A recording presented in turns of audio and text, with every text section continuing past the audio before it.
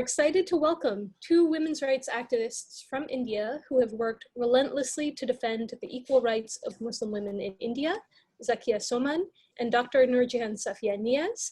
They are co-founders of Bharatiya Muslim Mahila Andolan, or BMMA, a national movement of Muslim women which describes itself as an autonomous and secular human rights movement that advocates for equal citizenship rights for Muslims in India. BMMA has spent 13 years at the forefront of the human rights movement in India, tackling not just citizenship, but also the day-to-day issues affecting their community and building up Muslim women's leadership therein. They've conducted studies and fora that brought women's voices to the public arena, raised the issue of reforming Muslim family law, and have mobilized this movement of Indian Muslim women to take the lead in demanding for justice for equal human rights. The recently published book, Indian Muslim Women's Movement for Justice and Equal Citizenship, has come out this year and is available on Amazon and several other e-book selling outlets. And we'll be sharing the links to those in the chat, so please keep an eye out for that so that you can buy the book and read about their journey. It's a collection of essays and articles written by Zakia and Noorjehan that have appeared in news outlets and magazines over the years. A shout out to those platforms that helped to bring their voices to their communities when first written, and now we get to learn and be inspired by their work as well. The book provides a glimpse into the collective and tumultuous journey of women demanding reform in Muslim family law in India and for equal citizenship. And it highlights the challenges that are faced particularly by women. It also celebrates the successes of BMMA along the way, such as the development of Muslim women's organizing in India, the abolition of triple talaq, or unilateral instant oral divorce, and women's entry into the tomb of Haji Ali Dargah. Their first-hand accounts give us insights into their grounded struggle for ordinary women, giving hope and strength to address discrimination through a shared vision and collective democratic action. We are so honored to have you. Thank you, Zakia and Noorjehan, for taking the time to join us today and to engage. Thank you, Alex. Yay! So let's kick off with a quick introduction to BMMA. Over the past 2 to 3 years, the Indian Muslim women's movement has been associated primarily with triple talaq. But there's so much more to the movement than just the struggle. Could you tell us more about your motivation behind starting BMMA and in turn starting the grassroots women's struggle to reform discriminatory practices of Muslims in India, especially as it relates to marriage and divorce? Zakia, could we start with you? Thanks, Alex. Definitely, BMMA is not only about triple talaq, although triple talaq abolition became a huge success, but there is a context that we need to keep in mind as to why BMMA came about, and equally importantly, how BMMA came about. We need to go back, a little bit in time. If I can draw everybody's attention to how the 9/11 had influenced all the countries all over the world, and it had particularly influenced Muslim communities everywhere. And following that, we in the year 2002, we also had a major communal riot in India. And at that time, we felt that, the burden of identity about being Muslim, it raised several question marks. And for us, all of us women, there was also the question of rights violation in society, in public, but also rights violation within community and at home. So we were facing multiple kind of marginalizations. And some of us were, like we didn't know each other so well, but we started knowing each other quite by chance following the Gujarat riots, because we started sort of bonding with each other because of the entire burden of the ascribed kind of identity. We started identifying with each other and we started bonding. We started to know that there are fellow Muslim women who are undergoing similar kind of struggles. So, oh, we've lost Zakia. Sorry, my I'm on the iPad. It just fell off. I'm sorry. No So we problem. were, yeah. So we were looking for answers, and we were realizing that the you know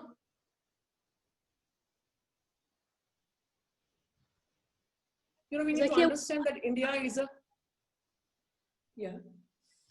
there you go. We lost your audio for just a second there. Yeah. Please continue. Yeah. Yeah. So we need to keep this in mind that India is a democracy. It's a multicultural, multi-religious society where all citizens are equal. And our constitution gives us all rights equally, irrespective of our religion, irrespective of our gender, irrespective of our caste background, everything. So we realize that there have been failures on both counts. There has been a failure in the way the democracy and the democratic mechanisms have failed to enable us to become equal participants, because Muslims, despite of the fact that they are the largest minority, and despite of the fact that there are so many safeguards in the constitution, in reality, the Muslim community in India is amongst the poorest people. We are the most backward educationally, economically, socially, and we don't have a political voice. And there's a problem within also, because we have only been represented by patriarchal male religious leaders. So what has happened, that there has never been any space for the Muslim women's issues to leave alone be resolved, but even to be discussed or even to be mentioned. It has been, it has been considered quite blasphemous. So we realize that, we need to, in order to change our lot, we need to make the government accountable. We also need to make the community male leadership accountable. And we realize that is not possible. That's easier said than done. So it's better that we build new leadership of women and girls. We started questioning, why can't women and girls be leaders? Where is it written? Because in Quran it's about women's equal, it's about men and women being equal. Allah has created men and women equal. So where is it written that it's only the men who can be the leaders? So we started questioning that logic. At the same time, we also are very proud Indians, and we are very proud of being born in a democracy. So we decided that we'll work at both the levels. We'll work at the level of the government, be it for education, be it for jobs, be it for health entitlements, be it for political participation. And we'll also work at the level of the community. We need to come together, and the whole area of reform in Muslim personal law. So we sort of felt that instead of each one of us struggling together individually as a woman, if we come together and form a platform, and that is where we can sort of deal with this monster. Yeah, so that's how, over a period of time, over a period of almost 3 years, we had several meetings in different parts of the country, where so many women came and participated and put across their thoughts. And we realized that it has to be, like you said in the introduction, Alex, we realized that it has to be a secular, democratic organization. It has to be a membership-based organization. And we also decided that we'll work on the issue of education, of livelihoods, of security, health, and law. And that's how, and we named ourselves, our name, it's a Hindi name, but it translates as Indian Muslim Women's Movement. So we are not a religious organization. We are a secular democratic organization, and we are a women-led organization. Yeah. Yeah, but you do tackle those issues at the intersection of patriarchy and religion and state power, all in this goal of women's rights. And Noor, did you want to add on to what Zakia has just said here? Yeah, just a couple of things. To the question as to why Muslim women felt the need to have their own movement was to create an alternative, to tell the community and to the larger society that we are there. We need to be at the table. We need to reclaim our space as community leaders, as people who are going to decide for themselves and for the larger community. It is important that women's voices are inserted into the larger discourse that is happening within the community. It was also important that we think of ourselves as not just leading Muslim women, but leading the community. So our work reflects that we work with young people, young Muslim men and women, with a lot of other groups within the community. So it's not just about leading Muslim women on a certain issue, but leading the community and showing the way. And for us, it is also important, and that is what we've done in the last 13 years, is we've brought about structural change in the community. So we have not just been demanding change from the state or demanding change or certain demands from the community, but we have ourselves created institutions. So whether it's Auraton Ki Sharia Adalat or Darul Uloom Niswa or Karwa centers, we have created centers. We have created institutions and the resultant structural change within the community. So, it was important for us that we tell the community and the state that we exist and there is an alternative voice existing, and you've been ignoring this voice for decades, and it's time that you hear us. And on the issue of Muslim family law reform, other than we are doing a lot of other things, but the Hindu law is codified, the Christians, Parsis, the majority minority communities in India have their own codified family law. For us, for a lot of historical reasons, our laws have not been codified. And it's 7 decades now, it's more than 70 years. And the largest minority is not having a comprehensively gender just codified law based on the constitutional values and based on the Quranic injunctions. Now, when is that going to happen? So it is important that we as Muslim women lead that change, and we demand that from the state. Mm-hmm, mm-hmm. And you've done such incredible work in supporting women emerging as leaders that it's not just a personal struggle, but also one as a Muslim believer in the community, as a citizen of your nation as well, and something that really inspires people beyond India and outside of this, and hopefully that inspires our audience today as well. And so I want to do, before I go on to the second question, I want to do a quick vocabulary interruption here, because we'll be talking about triple talaq, or unilateral instant oral divorce, halala, where a woman who has been divorced by triple talaq has to marry another man, consummate the marriage, and then get divorced again before being able to remarry the former husband. And polygamy, where a Muslim man marries multiple wives simultaneously. So let's talk a bit more about these practices.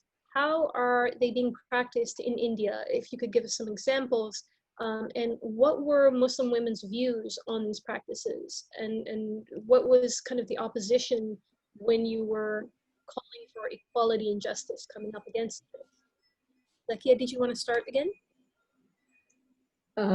Yeah, so as we started working in the community, directly engaging with the Muslim women, enrolling them, educating them about their rights and responsibilities, it so happened that all over the country in different states, women started coming to us saying that you are helping us with so many, with my child's scholarship, or you're helping me with my widow's pension.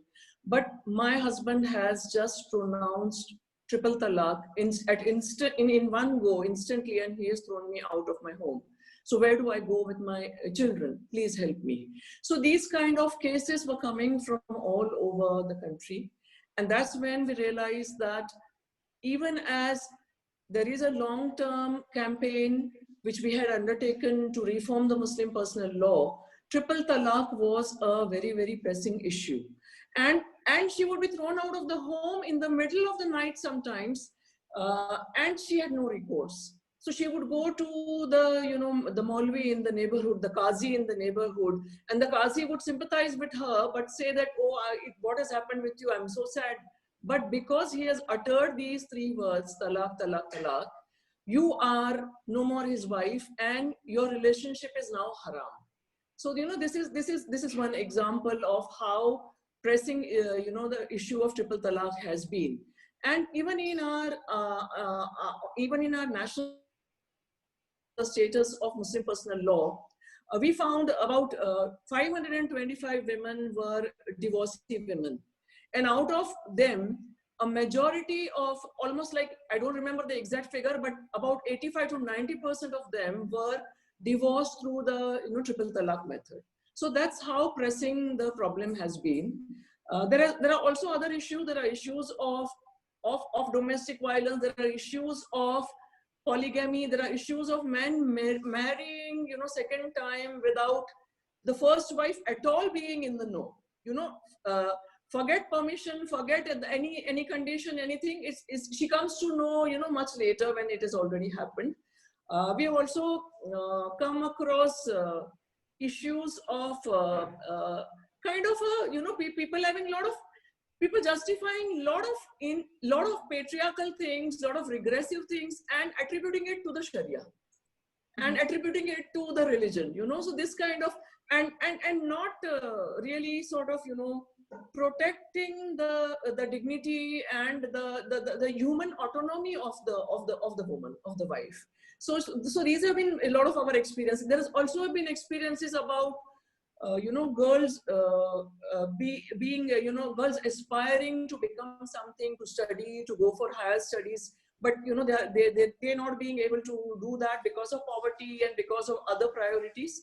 So these are some of the issues. But we've also come across cases of nikah halala, which is a very barbaric practice.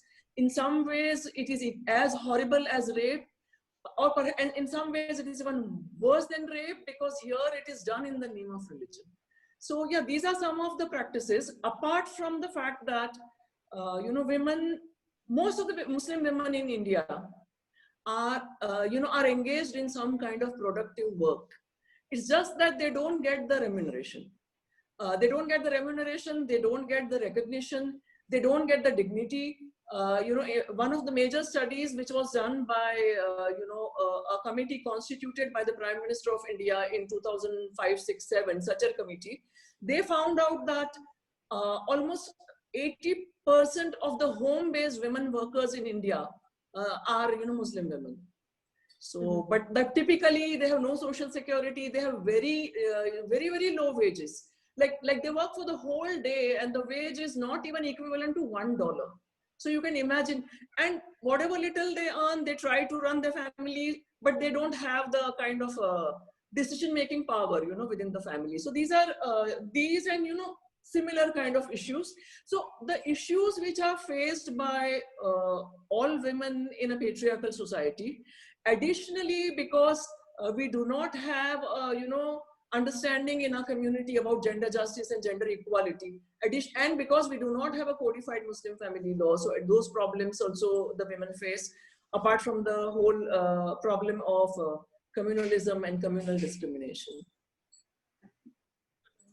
Noor, did you want to add to that? Yeah, maybe I could add a few cases that I remember, because that will give a kind of feel to the kind of cases that we got. I remember in a city in India called Bhopal, we had a young woman. She was hardly 20 years of age. She was physically challenged, and she reported in a public hearing that while she was asleep, her husband divorced her, and when she got up from her sleep, he told her that while you are asleep, I have divorced you, and this house doesn't belong to you anymore, and you have to leave. A case in the Mumbai Sharia Adalat was registered, and she showed us the Nikah-nama, where at the end of the page of the Nikah-nama, the husband had written, I divorce you. And he wrote talaq 3 times. This was on her Nikah-nama at the edge of the paper. There have been cases from the city of Pune in a public hearing where he wrote talaq 3 times on a small piece of paper, like not even like a full skip sheet or something, small piece, and he threw it on his face and he went away. There was one volunteer with us. She said he's divorced me on phone from Dubai, and his parents are asking me to leave the house now. Where do I go, and what do I do with the small children? So these are the kinds of cases. We've had a case of halala where this woman was asked to do halala 8 times. This was a case which we had in Mumbai. We had a public hearing in Lucknow, and this woman, her nose was cut off because she refused to do halala. So these cases have kept coming to us, and we realized that we can continue to do firefighting and handle cases and go to the police station. But till we don't have a legal backing, till we don't have a law which tells the community that this cannot be done, we will continue to firefight, and we will continue to a codified law which says that these practices, these traditions are no longer valid, and if anybody does it, then it's not allowed, and it's It will not be tolerated as a society. So these are, law is also important because if you go to the Qazi, you go to the police station, and they tell us on our face that, well, it's allowed in your community. How do you expect us to help you? There is the law based on which we can ask this woman's husband to come to the police station. So that's also the reason why we need a law, a legislation which clearly debars these practices. Absolutely, as a means of addressing some of these injustices, really, that are quite, as the case studies that you just shared here, they're quite ridiculous in reality, and yet they're allowed to be perpetuated without this law and without some kind of protection for these women.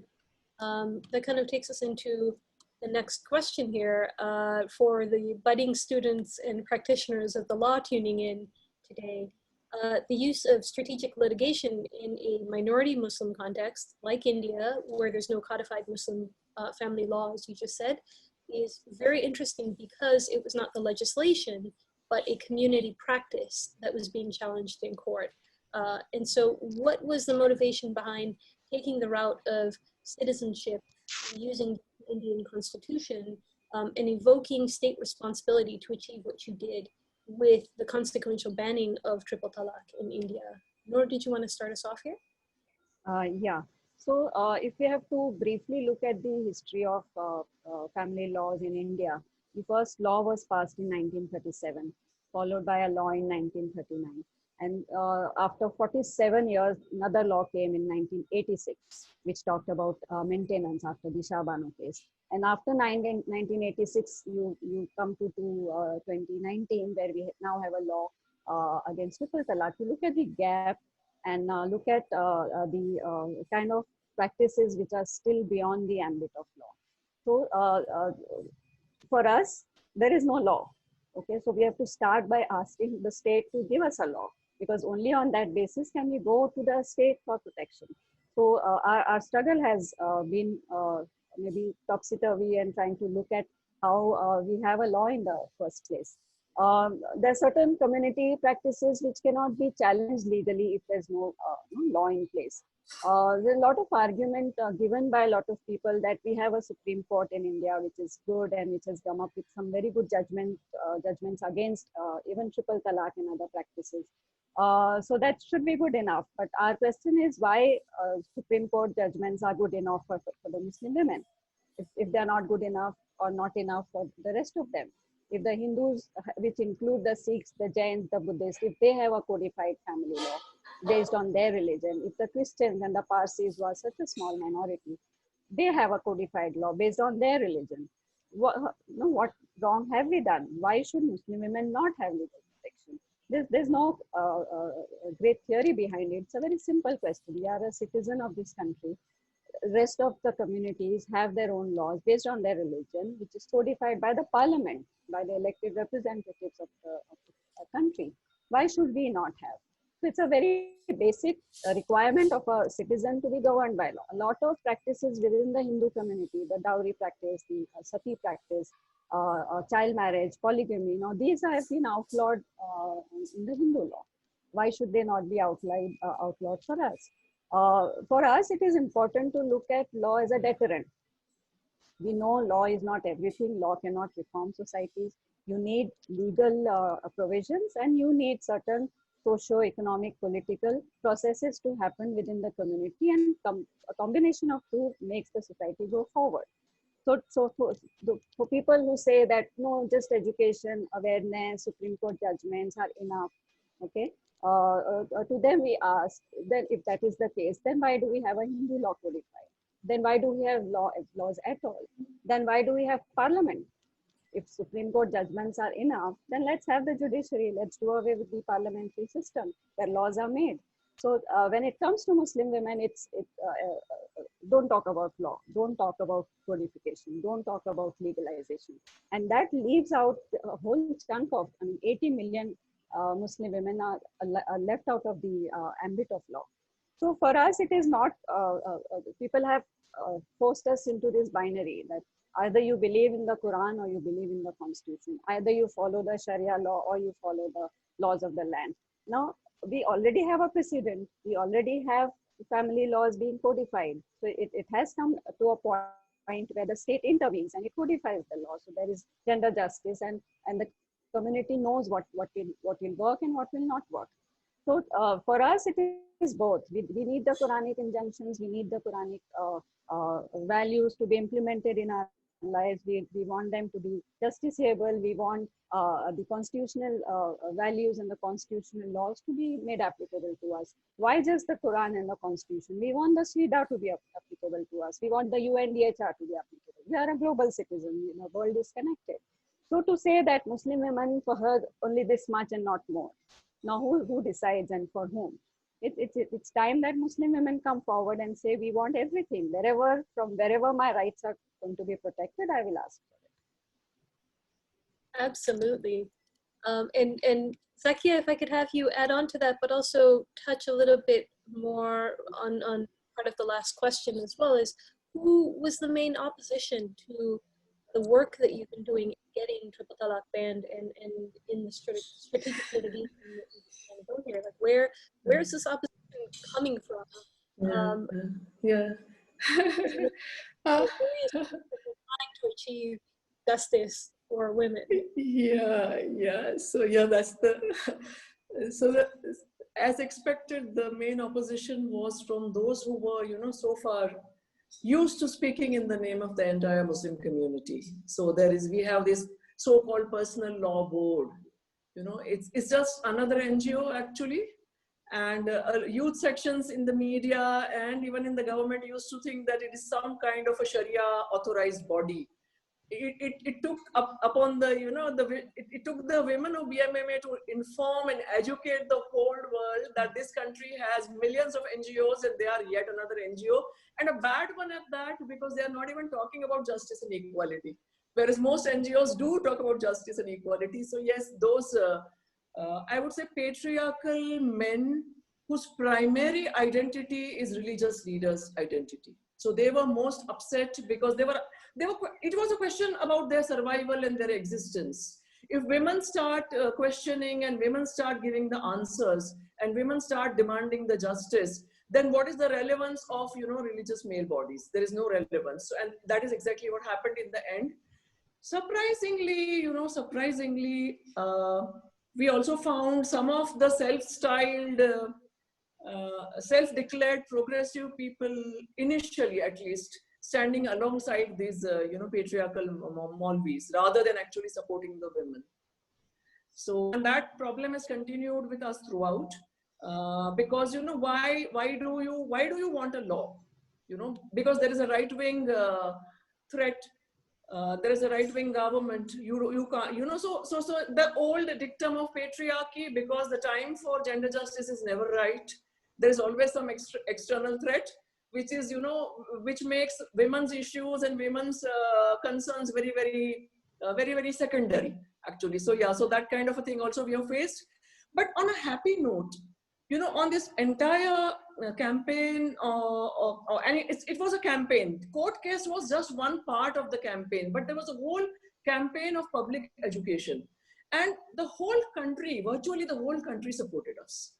Lot of women, lot of women journalists, lot of women in academia, lot of women students, lot of women in the police, apart from the affected women themselves, who came out in huge numbers. And, it went across all the communities. It was not just the Muslim women, it was all women from all different backgrounds who supported. It truly became a movement where the BMMA members and the affected women sort of, brought it out in front of the whole world that gender justice is a fundamental principle of the Quran, and what violations you are witnessing at the hands of these male patriarchal bodies and male patriarchal figures is their own patriarchy. This is patriarchy masquerading as religion, and that positive public campaign about gender justice being very much fundamental to Islam, that was done by these ordinary women. The big Maulvis and big scholars, and they all They may have written many books, I don't know, but who has read those books? Who knows about what is, what is actually the contents of those books? So it became, and this book that we have now put together, it is, it is all those articles where, which was part of a huge public education campaign actually. And the entire, like to our satisfaction, you can't believe people used to call to give a 5,000 rupee donation. People used to call to give a small 10,000 rupee donation. So many universities, so many different, even NGOs, everybody sort of supported us, different associations, trade associations, everywhere in different parts of the country. Yeah. Mm-hmm. And it's actually something that has given a lot of inspiration to other women's rights organizations and movements in other countries, the way that you have tackled strategic litigation. And I'm really glad that you put it together into this book so that there's actually something that people can read and to go through the journey in the step by step. But I wonder if you could very shortly kind of summarize there about the triple talaq case specifically. How did the strategic litigation happen? What was the process and the steps that you took and the outcomes for folks who are not familiar with this case? And then so that they can just give us a little bit to inspire them, and then they can go off and do their own research on it as well. So Noor, you will take it or Yeah. I'll take it? Yeah. Yeah, so what happened, Alex, is as Zakia said, we got a lot of cases coming to us, and we realized that we need to create fresh data, fresh information, fresh knowledge about what is actually happening in the communities vis-a-vis the Muslim family law. So we did simultaneously did a lot of work in the community. So the first thing which we did was a series of public hearings and public meetings where on the panel were the victims themselves. There was a time when we started BMMA, we had on the panel people who were experts and scholars and alims, and we realized that this is not taking us anywhere. We need to have the victims upfront out there to talk about their issues, to tell the whole community what she is going through, to let the whole world know her lived reality. So while we may talk about what are the Quranic injunctions, the constitutional values, those are all on one side. What is happening to her in her life? So for us, that was very important, and we did this as a campaign from 2007 up till even now. We did a lot of public hearings to give platform for the victims, for ordinary women to come and talk. We did a lot of study. As I said, we needed fresh data to find out what is it that Muslim women want. I think that has never happened in the last so many decades. Nobody has gone to ask these women, ordinary Muslim women, what kind of a law do you want? When do you want the girls to get married? When do you want the boys to get married? What do we do about polygamy? What do we do about the method of divorce? How do we decide the custody of children? Nobody has ever asked. As we said earlier, it was a matter of Sharia. It is a matter of religion. Only a certain category of people, the alims and clerics, will talk about it. Rest of the community should be keeping quiet. They should be only following what these clerics tell us, which includes talaq by verbal divorce, having multiple marriages, having marriage at puberty. Whatever they say, we have to follow. Okay, and then when these cases it started to come in, we collected data. We did our own study of the Quran. We've been reading Quran all our lives, but how much do we really understand the text from a feminist perspective, from the perspective of the family law? And we did our own study. We did multiple training programs in the communities within our national council. With our, we got people like Asghar Ali engineer on board to speak to us. A lot of people came in, and we realized that the Quranic framework, the ethics of the Quran, the ethical framework, the values of the Quran are not to be seen in our community practices. So while Quran doesn't talk about triple talaq at all, in fact, it gives a very elaborate method by which the divorce should be happening. The Quran has a completely different take on polygamy, but look what is happening in the community. Halala has got no place in the Quran, and yet it is practiced with so much of impunity. And we realize that if we don't take the Quran for ourselves, if we don't reclaim it for ourselves, if we don't read it from our perspective, if we don't read it from the perspective of what is happening to me now, then we will never be able to get a law for ourselves. We will never be able to fight it out within the community. And that knowledge of the Quran, of the Islamic values, gave a lot of strength to ordinary women. We did small booklets in different regional languages so that women could read it. We sent it out to the young boys within our community to tell them that this is what it is. So preparing the community, giving them an alternative version. The version that they heard from the clerics all these years was that women are secondary to the men. She has to listen to what the man is saying. This is what the law is. This is what our religion is, and that's it. But it is important that women create religious knowledge. Women read it for themselves and realize that this is what Allah has given it to her, and what stops her from demanding her rights from within the community and from the state. So public hearings, small booklets, educational material, public hearings, reaching out to the state, reaching out to all the different institutions within the state. So we reached out to the Law Commission, we reached out to the Women's Commission, not just at the national level, but also in all the states that we are working in. So State Women's Commission, State Human Rights Commission, we reached out to our the Prime Minister's office, and we also reached out to the judiciary. So we filed a PIL in the Supreme Court against triple talaq. Our PIL against polygamy and halala is still pending, and we want the Supreme Court to come up with a good judgment. So reaching out to the state, because we felt that the boards and the Jamaat-e-Islamis and these religious organizations have never listened to Muslim women. If they wanted, they could have done a lot for for reforms within the law, but they have not done it. They don't want to acknowledge the problem. They don't want to listen to Muslim women. They don't want to do anything but continue with their hegemony. And so we felt that we need to focus on the state, because law is finally going to be made in the parliament. Law is not what the All India Muslim Personal Law Board says. A law is not what you and I say. Law is what is made by the parliament of this country. So why not focus our energies and reach out to the parliament and seek a law? So that has been our journey all along. Yes. And if I have to add, the 5 women who went to the Supreme Court were victims of triple talaq. I mean, we need to salute these 5 women: Shaira Banu, Afreen, Ishrat Jahan, Atika Sabri, and Gulshan Parveen. They went to the Supreme Court. One can imagine that these are also women who are very, very ordinary. They don't come from political backgrounds. They are not even very highly educated. They don't even have those means to go to the Supreme Court. But they were so frustrated. And they were representing the frustration of so many millions of women that they had to seek the Supreme Court's intervention. Absolutely, and this movement really is built on the courage of these 5 women and all the everyday that you talk about in this book. And I wonder if we can maybe shift gears and talk a little bit about the book now. And can you tell us more about it and what inspired you to publish it now? How did the writing process happen?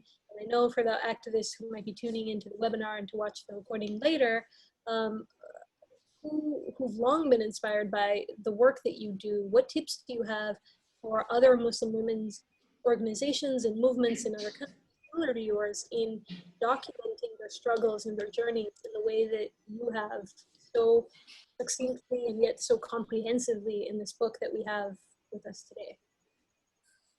Zakia, would you like to start here? The simple reason why it came out now was because of COVID and the lockdown, and all our activities at least came to a halt because of the lockdown and because of the real danger also of the virus, and the fact that we are all dispersed across different parts of the country, and it is not possible for everybody to now convene for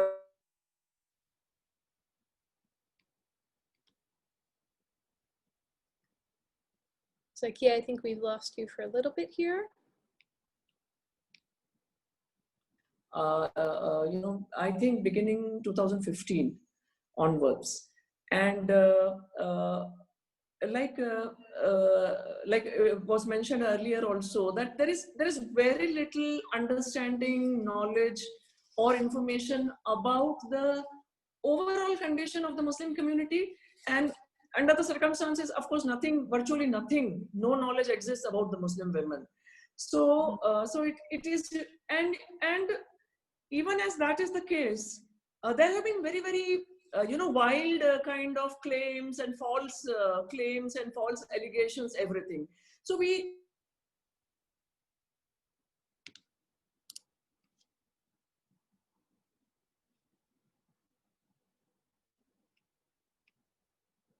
because we feel that, that is the only way we can answer them. So whenever, like, I remember whenever, the personal law board, when the petition was filed, and our petition was also filed, the personal law board joined the petition as the opponent, and they started filing all kind of ridiculous affidavits. The first affidavit they filed, which they were so ashamed and they had to withdraw it, they went at great length to justify triple talaq. And then it was because of the continuous pressure that we were keeping, the women were keeping through the media, through various writings, that they were forced to withdraw that affidavit. They also filed an affidavit. It's there. It will be there on in the Supreme Court's archives. They also filed an affidavit justifying the practice of polygamy, and where they said things like that women are so lustful. This is I'm drawing from the affidavit when I'm saying this. Women are so lustful that they will not be satisfied, and there'll be murders in society. So Muslim men are rendering some kind of a public service by marrying more than one wives. This is what they have said in the affidavit. So this was the level of misinformation, propaganda, and false kind of presentation. So we thought that it was very, very important, not just for those who are making this, false claims and spreading misinformation, but it's very, very important to educate the general public. And I'm sure that the Supreme Court and the judges who sit there, they are also part of the society. And when they were like seeing these stories coming out daily, when they were seeing these kind of writings also coming out daily, somewhere it influenced the positive judgment that it is an abhorrent practice and it must be abolished. So yeah, but right now immediate reason is because of the COVID, thanks to COVID, yeah. So there's no fresh writing actually. It's all old writings in the book. So yeah. Right. It's a silver lining of the pandemic, if we can have one of those, that you get to share this journey with us. Noor, did you want to add what you had just said as well? You're on mute.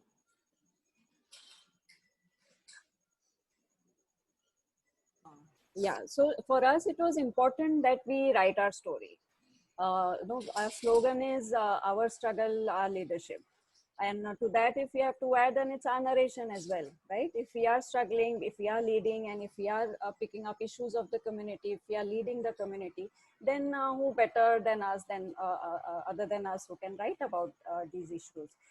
It was also important for us to look at Muslim women not just as victims. Of course, she's a victim of a certain patriarchal setup and certain practices, but she's also a change agent. She's out there and she's wanting that change, and she's wanting that reform. We're quite disheartened to see that Shabanu or other people in the past who fought these legal battles were portrayed as victims. Whereas if I have to look at Shabanu, she was a change agent.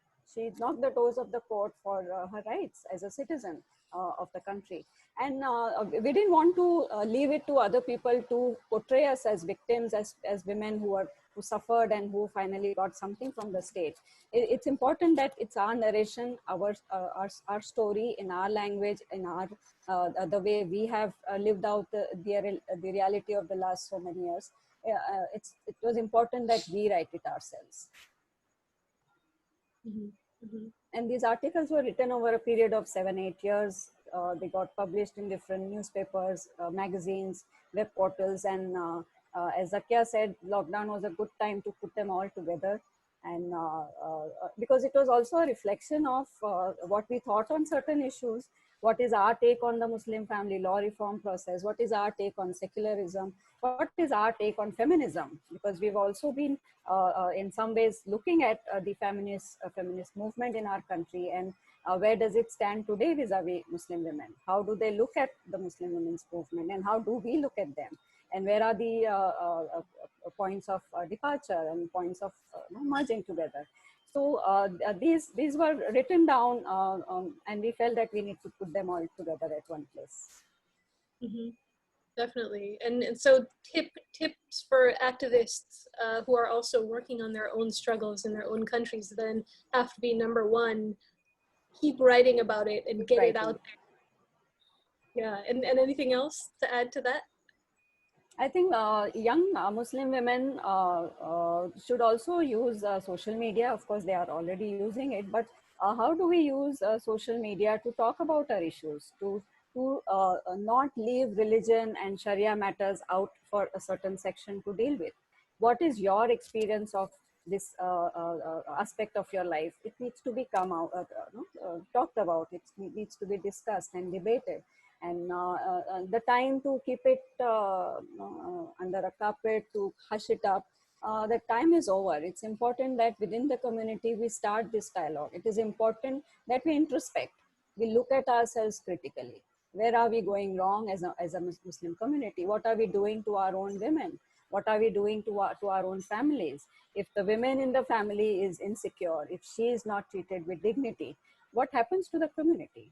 And then if the community is also insecure, what happens to the women? So there was a time, or even now, legal issues of Muslim women and legal status of Muslim women within the families is juxtaposed against the security or the insecurity of the community.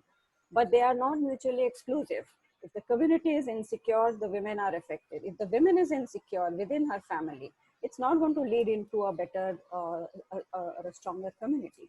So let's not make compartments. These are Muslim women's legal issues. These are her social issues. This is the larger community. Muslim women are part of the community.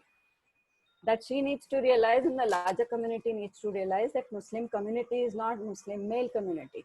It includes the women, it includes the children. What happens to her impacts the family. What happens to her impacts the children. So how do you make things so exclusive and so separate? If she is divorced and she's on the road, who's getting affected? The children are getting affected, the family is getting affected, the community is getting affected. So this binaries and trinaries and putting people into boxes, putting issues into boxes and saying that let's talk about this and let's not talk about that. I think that we need to break now. Yes, exactly. I couldn't agree more. And I know we have a lot of questions that are waiting from our audience who are really interested in hearing on all these different issues. But I wondered if really shortly, perhaps Zakia, if you could talk about what's next for BMMA, and especially given this current context with the pandemic, with what some people have called a draconian anti-Muslim legislation, like the Citizens Amendments Act and the National Register of Citizens. What do you envision as being some of these key challenges for BMMA going forward, or at least in the near future? Yes, so the that there is a need for a comprehensive reform in Muslim personal law. So that's an ongoing campaign, and it will continue. I think perhaps it will continue for entire lifetimes for several people. So that will be going on, because right now we only have just one law, and that also is not playing out so well on the ground. The law against triple talaq is not really imbibed by the community. It's not really imbibed even by the state institutions. So that thing has to go on. And over and about triple talaq, there are several other issues about reforming Muslim personal law. So we have already talked about those, so that will go on. Definitely there is because India is a multicultural, multi-religious, multi-faith country, and there is a lot of threat to the constitutional promise of justice and equality. And we are seeing, the entire campaign opposing the Citizenship Amendment Act, because our citizenship is based not on religion at all. You know, if we read the, you know, even the primary school children who are taught the Constitution of India, they know that your religion cannot be linked to your citizenship. Your citizen, you are a citizen if you are born in this country, and if your parents and your forefathers are from this country. So, but you cannot discriminate on the basis of religion. And now this law has been brought about, and there is a, you know, real possibility of a national register of citizens to play out this discriminatory law on the ground. So a lot of community education is required. I would say, you know, there has to be a lot of effort for democratization within the community, because unless we are poor, we are backward educationally, we are backward economically, socially, no doubt about that. And there is discrimination, there is communalism also. But we cannot forever sort of, you know, keep on demanding that because we are minorities, everything should be fine with us. No, it will not be. Increasingly, the people who are, you know, the right wing is growing. Hatred and dislike for Muslims is growing. It's openly growing, not just in India. It's happening globally. So there is no alternative to democratization within the community, towards which BMMA is engaged in a big way. Because legal reform, we are at the forefront of legal reform, but we also know that law or legal reform is only as good as the society will accept it. So social reform is also equally important. And I would also say that more and more girls and women need to speak out. You know, we need to know that change is never going to be easy. There will always be a lot of barriers. There will always be a backlash. There'll be a lot of fear. But if you have your own faith in Allah, and if you have your faith in the message of the Prophet, speak out, stand up for your rights, and stand up for the rights of all around you. So yeah, so we saw, you know, the leadership of Muslim women demanding change democratically, which began in the movement for abolition of triple talaq. We saw that same leadership continue in the anti-citizenship amendment agitation. You know, all the protests were led by Muslim women across the country. So that's a very good beginning which has been made. But then there has to be certain structural changes, fundamental changes within and without. Because the fight for justice and equality cannot be a fight which can be fought in compartments. If we are demanding justice and equality from the state, which we should, and we will continue demanding that, we have to also give justice and equality to our daughters, to our sisters, to our wives. So it cannot be, you know, because otherwise it will not be a strong fight. It will never be a strong struggle. And the values of the Quran and the values of the Constitution of India also teach us these values of justice and equality. And they also equip us and empower us to lead, you know, these kind of democratic fights, and not to sort of give up on our demands inside the home and outside the home, in public spaces and in the private spaces. So yeah, so it is like I said, it's a work of several lifetimes for several people. And I would also like to say here that in India has different communities, and there are so many marginalized communities.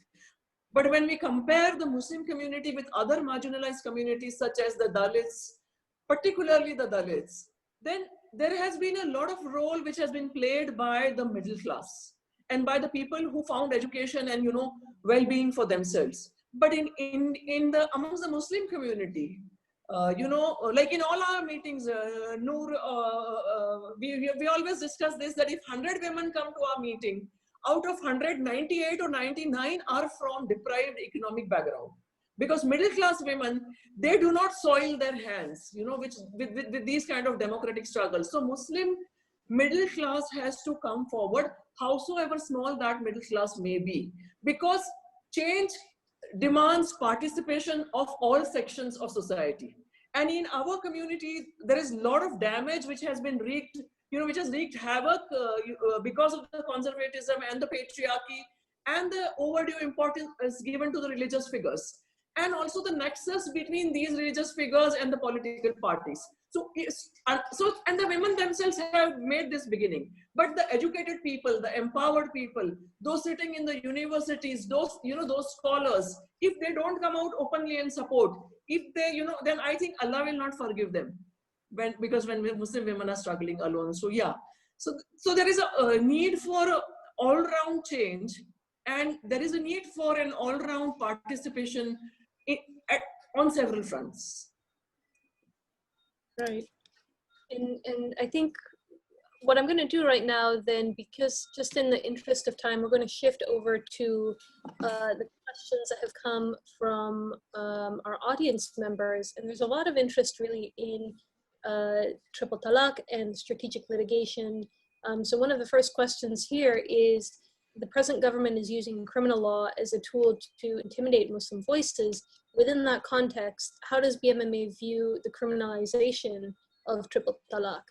And there are several related questions to that as well, just in thinking about, has BJP managed to exploit the issues of Muslim women to spin a political narrative to its advantage in states like Uttar Pradesh, and whether demanding legal intervention would further state intervention that is, again, patriarchal and right-wing, and so does that actually help to fix the problem? And attached to that as well, and I know I'm kind of stacking these, but just to be able to give you a chance to answer it more fully, does the Modi government will soon enact a uniform civil code according to them? Do you think that will actually help Muslim women?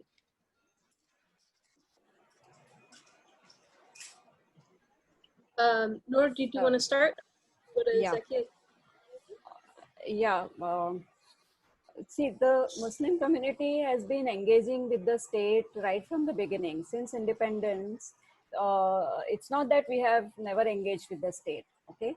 All the criminal laws are common for all the citizens, and we have very happily accepted those laws as Muslims, and we follow them. We are governed by all kinds of laws, codified as well as other laws that are passed by the government. Why this resistance to Muslim women wanting legislation? If that's the case, then Muslims should declare that, well, we will not be wanting to be governed by any law of the country. You are a citizen and you are accessing the laws. You are using it for yourself. You are a citizen and you're doing it as a citizen. So why should Muslim women not be going to the state and asking for the law? In 1986, the Shabano case happened, and then we had a law for maintenance. Who went to the parliament? Muslim women didn't go. It was the All India Muslim Personal Law Board and the religious bodies who went to the parliament and sought a law for themselves, right? So if they can go to the parliament, we can't go to the parliament. Who decides, and why this kind of a barrier for Muslim women to reach out to the state? On the issue of criminalization, there's a lot of misinformation. People are deliberately kept away from this information. If you look at the law of maintenance, the law of maintenance invites the criminal procedure code. This was exactly the law which was ruling Shah Bano and the Muslim community in 1985. And the clerics went to the government that time and demanded that Muslim women be taken away from the provisions of the criminal procedure code. And that was the time when all of us, a lot of women's organizations insisted that as a Muslim woman, she's a citizen and she should not be taken away from the ambit of a civil law. Okay, so lack of payment of maintenance invites a criminal proceeding. If you look at the Child Marriage Act, the Child Marriage Act has become, in 2006, this law has come in, amended law, and it is very stringent about child marriages. Why should the community be kept away from the provisions of those law? And it actually has not been kept away. It is applicable to all the citizens. Polygamy is an offense. It invites 7 years of imprisonment under 494, IPC 494. So if you look at the provisions of all personal laws, there is a penal provision everywhere. Now, in case of triple talaq, a lot of people say that, well, it should have been treated under the Domestic Violence Act, and that it should be treated as an abandonment issue. But abandonment is different from divorce. By saying those three words, the marriage itself gets terminated, which is different from a woman who is abandoned, because she is still within the marriage, she can still seek her rights. So to confuse people by clubbing abandonment with divorce, it has been difficult, has been deliberately done. And then to say that triple talaq should not be criminalized. Well, then even lack of payment of maintenance should also not be criminalized. Then polygamy should also not be criminalized. Then child marriages also should be allowed to happen without any penal provision. So we think it's, well, we were not asking for a 3-year imprisonment. We wanted a little lesser one, but 3 years is fine, good enough. If you don't give triple divorce, the law won't be applicable to you, right? It plays a deterrent role. Don't give divorce orally and unilaterally. Follow a process. Do arbitration, sit with people and discuss your problems. And then if divorce has to happen, follow a procedure which is given in the Quran. The law will not walk up to you to put you in the jail, right? Only if you commit a crime that the law will be applicable to you. So don't commit the crime, simple. Zakia, do you want to add to that? I see you laughing. See, the simple thing is that the BJP government is only 6 years old, but the problems of Muslim women pertaining to personal law are there forever and forever. So beginning with the argument that Quran gave rights to Muslim women 1400 years ago, yet, yes, Quran did give the rights, but is there a Muslim woman around who has got those rights in reality? So that's the question. So let's not make an excuse of the BJP government being in power. And this law against triple talaq, the criminalization and all, Noor said so many things which we have been writing about. See, the thing is that you take the record or the history of any law which has been brought about pertaining to women. Let's take women in India. None of the laws, no law when it was first brought about was perfect. Yeah, it was only brought out with good intent, and as it played out, there were amendments, and then gradually it improved and it improved, and so many of the laws are still imperfect. So firstly, you do not at all engage with the whole issue of triple talaq. Like I said, you begin by denying that triple talaq at all is an issue. That's the level of denial. And then when the women are themselves struggling, they are not supported by the religious leaders, and they are not supported by particularly those vocal people who are opposing the criminalization. There are a whole lot of people who are obsessed by the BJP being in power. You know, we can't view every issue in our life with the lens of Narendra Modi and he being the Prime Minister of India. We don't have that kind of a pathological tendency. So the fact remains that 6 years the BJP government came in. Before that, there were non-BJP governments. They did not attend to this issue. And also the women took it up now.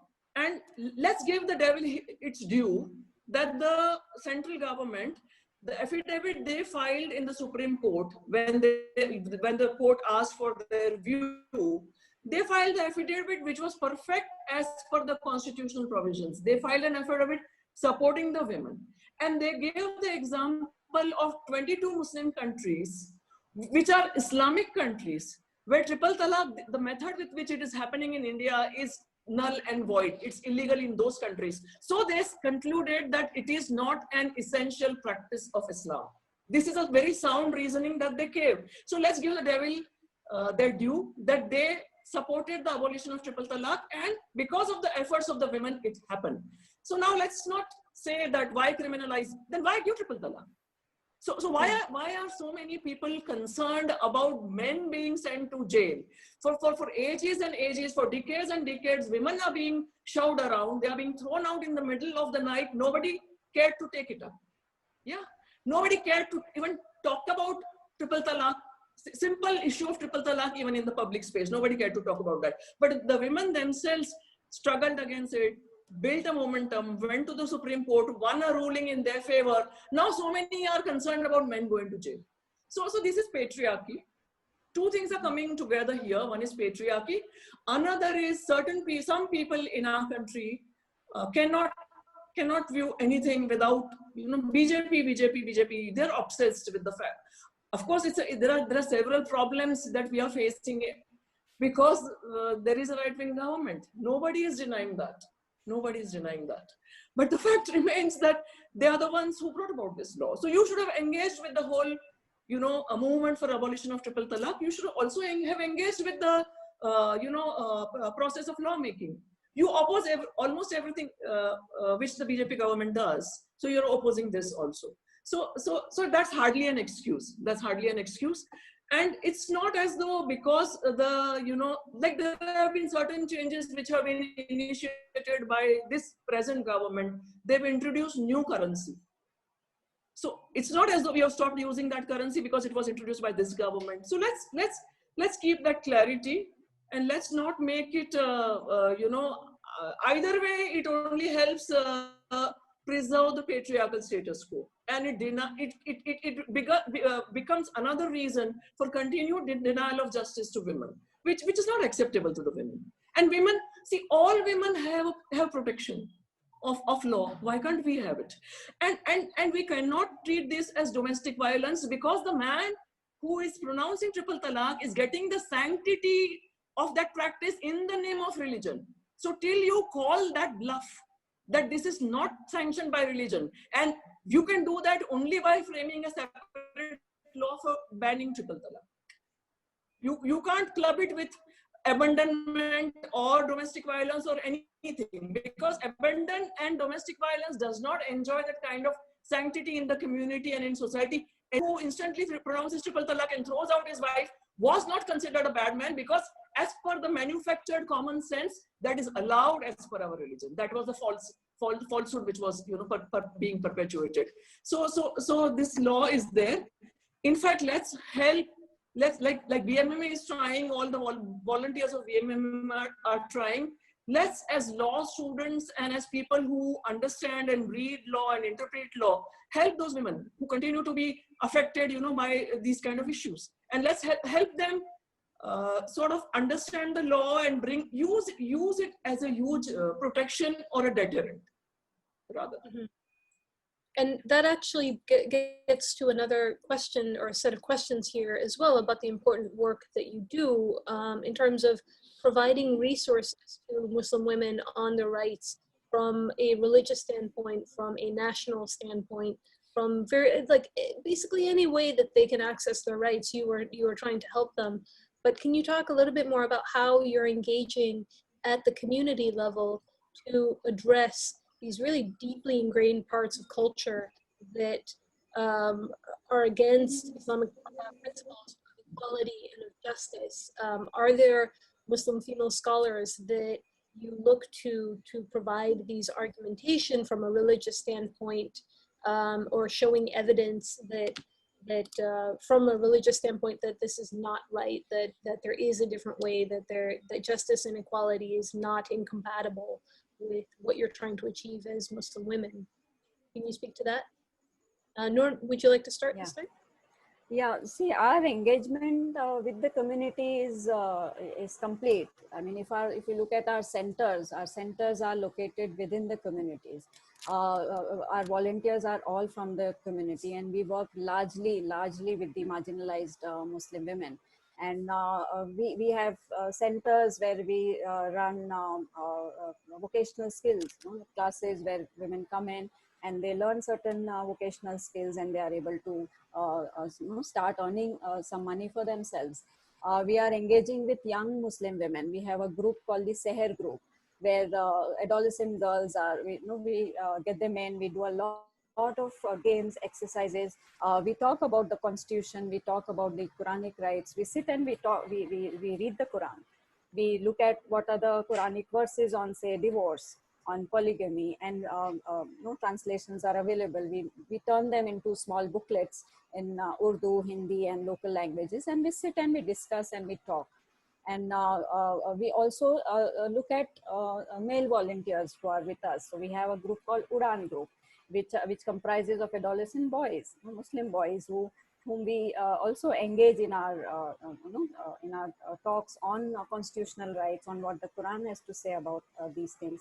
We engage in a big way on issues of employment, on education, on health. So we have community volunteers who are women who want to do something and who don't know how to go about doing it. So we do a lot of training programs on health issues. We encourage the community volunteers to do a monitoring of the PDS, the ration shops, where food grains are made available for the poor. We ask them to monitor the health ports, the smaller health dispensaries in the community, whether certain services which the government is supposed to provide, whether those services are coming in or not.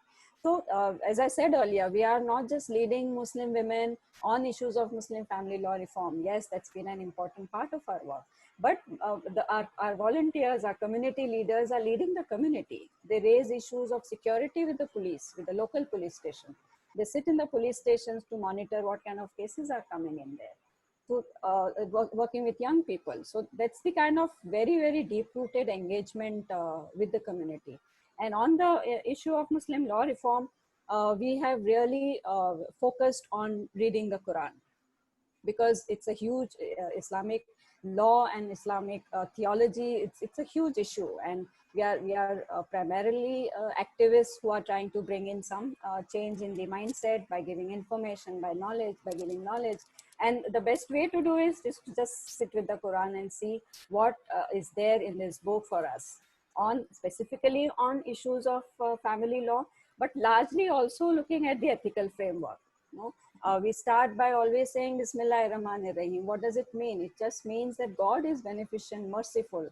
If God is, why are we not? So these are values that we pick up. We've got it from the Quran itself. Justice, equality, wisdom, compassion. These are not values which are alien to us as Muslims. It's there as part of our text. And as we talk about the issues of divorce and marriage in the Quran, we also simultaneously, or rather more, focus on the values of the Quran. And we talk to young people and women and volunteers by first starting to believe that we are equal before Allah.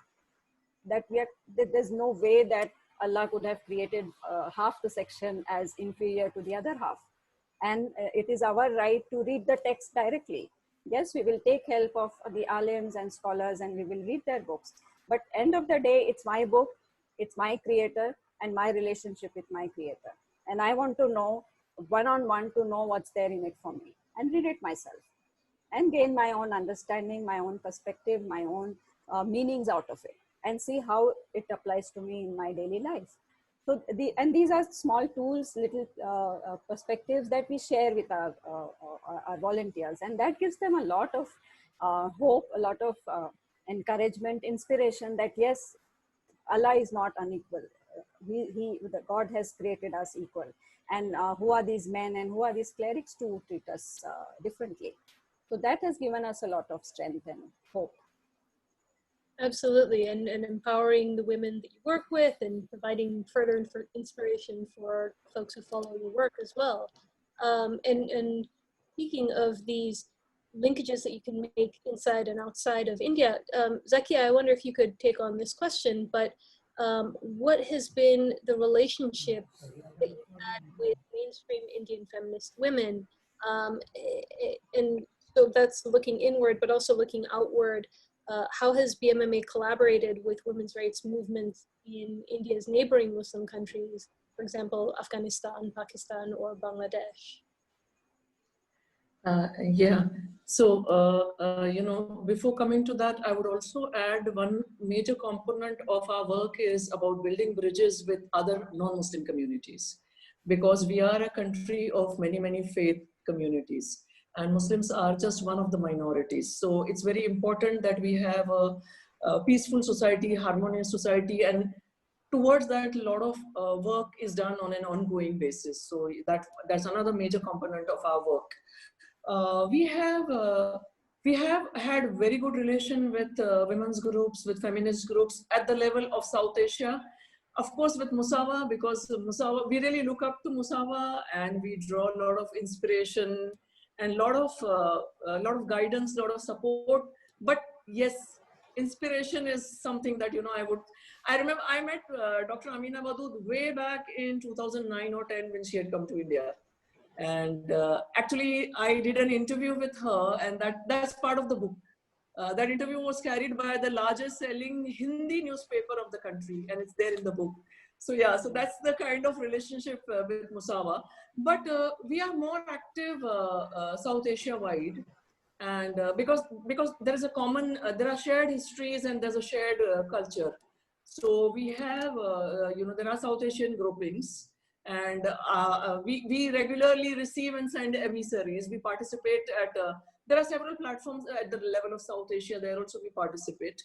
Also, you know, one thing we realize that for an ordinary woman who lives in a hutment, in a slum, for her there is no women's movement in her life. So that remains the mainstay of our work, how to rope in more and more girls, more and more women to, you know, sort of come and understand, you know, their rights as women, as human beings, and as citizens in a democracy. You will be surprised, you know, wherever we are running our women's Sharia adalats, invariably there is a you know, a woman from not a Muslim background, from Hindu background, coming to us with her case about domestic violence or some kind of a discord with the husband or with the in-laws.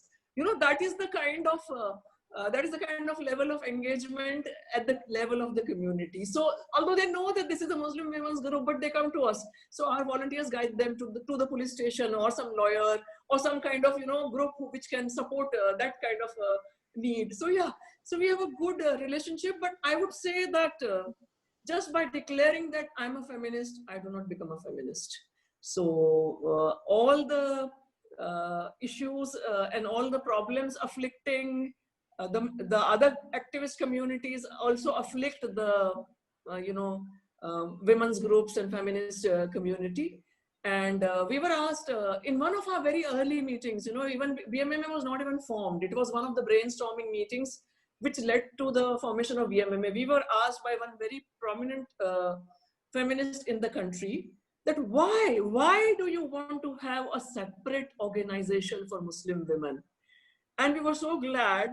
One of our women volunteers, she stood up and she said, but can I answer your question with a question? And she said, okay. And her question was, why do we at all have separate organizations from women? There are so many organizations, you know, where men and women both are there.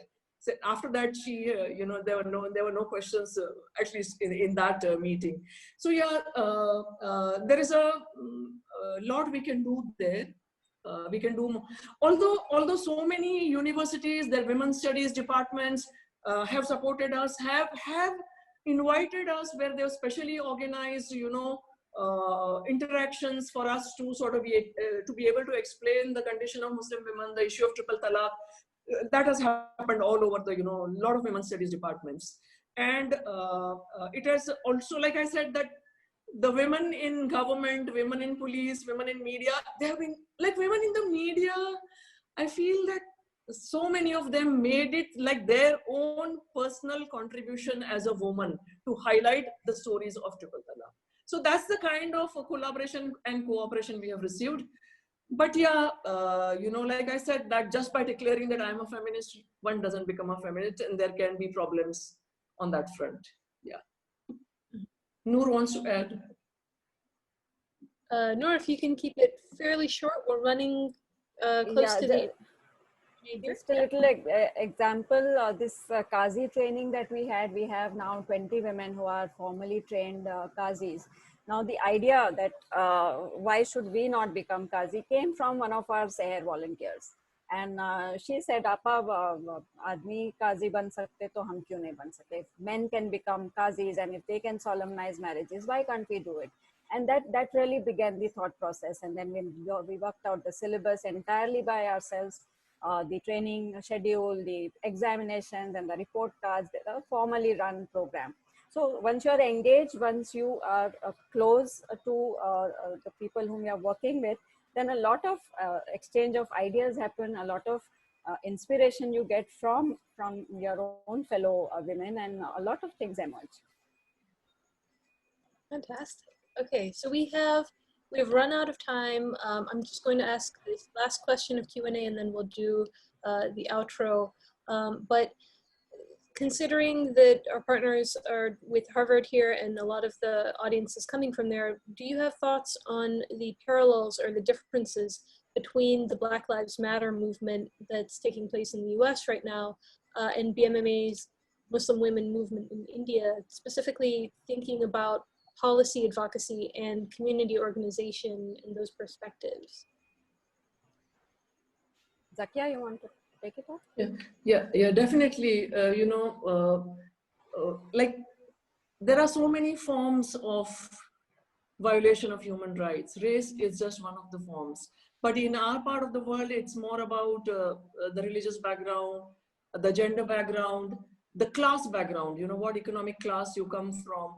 And it so happens that we are living in an age of Islamophobia.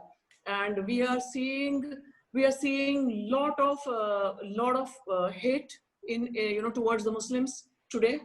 And we are also seeing violence taking place, and state agencies not at all coming nowhere up to the mark, despite of the democratic safeguards and the democratic provisions. So there is a lot of solidarity, lot of collaboration, lot of collaboration happening, and lot more possibilities also, because all said and done, the people in the South, the global South, we have always been struggling with these issues, and call it the irony of the times we are living in, that it has also come in a major way to the countries of the global North, and the solidarity between people and oppressed people of the North and the South has always been part of our mission right from day one.